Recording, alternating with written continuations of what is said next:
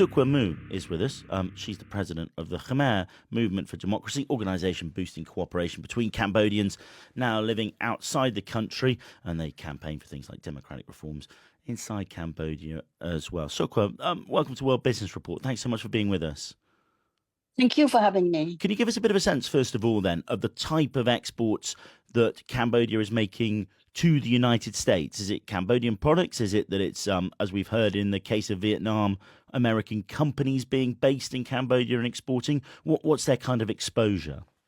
Most of it exporting garment, textile, and then shoes, mostly made in Cambodia, but all of the supplies come from China.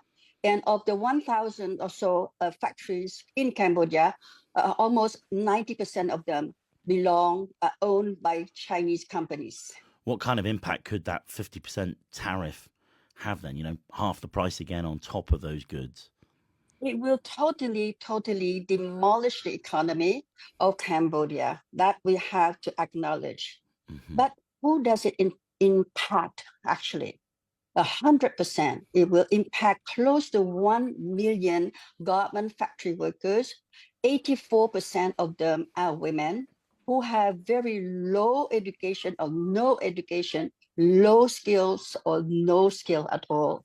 And Right. they have to support all the members of their families, and they are in so much debt because they have to pay for their own healthcare, the education of their children.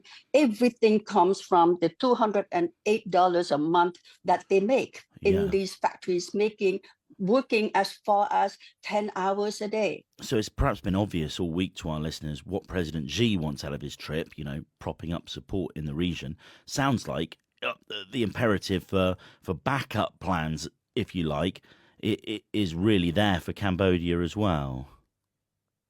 Yes, it is framed as ironclad friendship, but if we are honest about it, it is really about protecting the full interest of China, not just in Cambodia, but in the region, Right. and protecting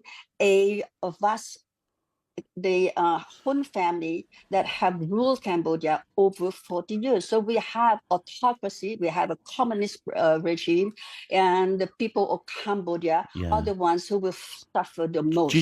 Does it worry you then, even closer ties between the two? For exactly like you say, you know, you campaign for better democratic norms in Cambodia itself. Do you worry that that could get worse if there are closer relations with China forced by this trade war?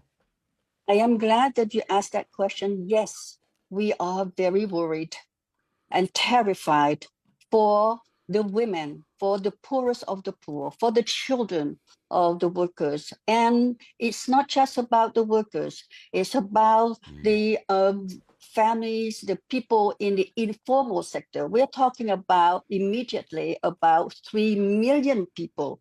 It will totally break the families, the society. And this is just a symptom of the problem. It's because the real issue is that for over 30 years, the Hun family has not really been given the interest and the investment in the knowledge, in the information, in their health, in the well-being of the people, of especially the poorest of the poor. I know that because I was a member of the cabinet, women's ministry, and a member of parliament. And the women, especially the factory workers, the farmers, were my constituents. Important. And they had really important insight, and I'm sure yes. it's something we'll come back to on the programme again. Really grateful for your time. That's Sochua there, the president of the Khmer Movement for Democracy, organisation of expats of Cambodians around the world there.